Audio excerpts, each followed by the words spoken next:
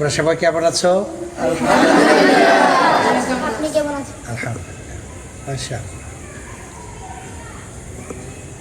পড়াশোনা ভালো করে করছো তো?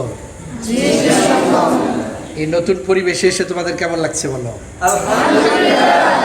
আগে তো আমাদের ছোট্ট একটা পরিবেশ ছিল, তাও খুব কষ্ট করে তোমরা থাকতা।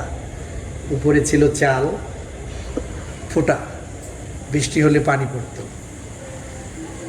রাতের বেলা তোমরা সিট বেডিং নিয়ে বৃষ্টির কারণে ঘুমাইতে পারো না। এখন তো সুন্দর হয়েছে না পরিবেশ? একেবারে চতুর্পাশে খুব সুন্দর, চারপাশ দিয়ে বাতাস আসছে, খুব সুন্দর পরিবেশ। বলো তোমরা খুশি কিনা? যেহেতু সুন্দর একটা পরিবেশে আসছো, আল্লাহ তাআলা এই সুন্দর পরিবেশের ব্যবস্থা করে দিছে, এই জন্য আল্লাহ পাকের শুকর আদায় করতে হবে। এই শুকর আদায়টা হচ্ছে খুব মনোযোগ দিয়ে পড়া, ভালো আলেম হইতে হবে।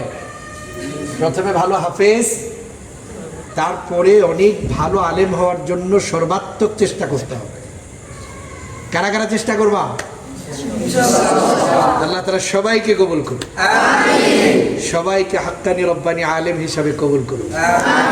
ঠিক আছে, তোমরা তো বিভিন্ন জায়গা থেকে আসছো, কেউ কারো বাড়ি কিশোরগঞ্জ, গাজীপুর, ময়মনসিংহ, তারপরে পঞ্চগড়ের কেউ কেউ আছে, কুমিল্লা, চাঁদপুর, বিভিন্ন জায়গা থেকে না? আল্লাহ তাআলা বিভিন্ন জায়গা থেকে এনে একত্রিত করে দিয়েছেন একটা কোরআনের বাগানে। এই কোরআন আমরা খুব চমৎকারভাবে কোরআন পড়বো, কোরআনকে মুখস্থ করবো, পরে আলেম হয়ে, ভালো আলেম হয়ে কোরআন এর উপর আমল করার চেষ্টা করবো ইনশাআল্লাহ। কোরআনই জিন্দেগি করবো ইনশাআল্লাহ। বলো ইনশাআল্লাহ। সামনে পরীক্ষা, খুব মনোযোগ দিয়ে পড়তে হবে, ছুটি নেওয়া যাবে না বেশি। বেশি কি, এখন থেকে নিয়ে আর ছুটি নেওয়া যাবে না পরীক্ষার আগ পর্যন্ত। পরীক্ষা দিয়ে ছুটি হবে, তারপরে বাড়িতে যাবে। ঠিক আছে? আনোয়ার কেমন আছে বলো? আনোয়ার বাড়ি জানি কোথায়? আনোয়ার মাশাআল্লাহ ভালো চেষ্টা করে, তবে আরও চেষ্টা করতে হবে। আমার কাছে ওই দিন ভালো লাগছে, ওই যে অজুখানা, আমাদের নতুন অজুখানা, গোসলখানা, পানি আটকা পড়ছে একদম হাঁটু পানি, প্রায় জালের মধ্যে ময়লা টয়লা আটকা পড়ছে। তো আমি ওইখানে গেছি, গিয়ে দিয়ে আনোয়ার এখানে, তো আনার বলতেছে, হুজুর আমি হাত ঢুকাই। বলছে না, তুমি ছোটো মানুষ, হাত ঢুকাই। তো আনোয়ার বলছে না হুজুর অসুবিধা নেই। বলতে বলতে একদম হাত এ পর্যন্ত নিয়ে এটার ভিতরে ময়লা বের করার জন্য সে হাত ঢুকাই দিচ্ছে, মানে পরিষ্কার করার জন্য।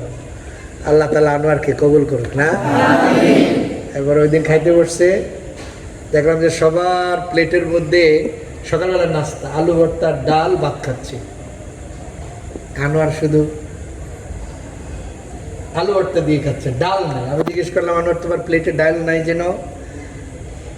তো হাসতেছে।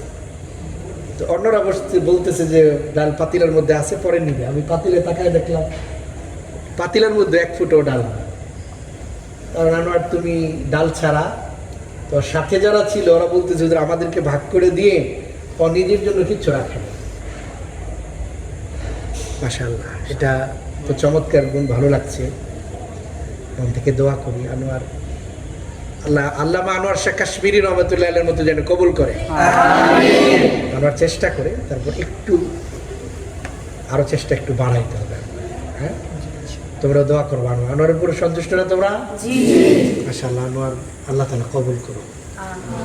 সর্বোপরি মেহনত করতে হবে, ওস্তাদের কথাগুলো মানতে হবে, মাদ্রাসার যে নিয়ম কানুন আছে কানুন অনুযায়ী চলতে হবে। ঠিক আছে ইনশাআল্লাহ? তাহলে ভালো হাফেজ, ভালো আলেম হওয়া যাবে, দুনিয়াও সুন্দর হবে, পরকালও। আল্লাহ তাআলা সবাইকে কবুল করুক, বলো আমিন।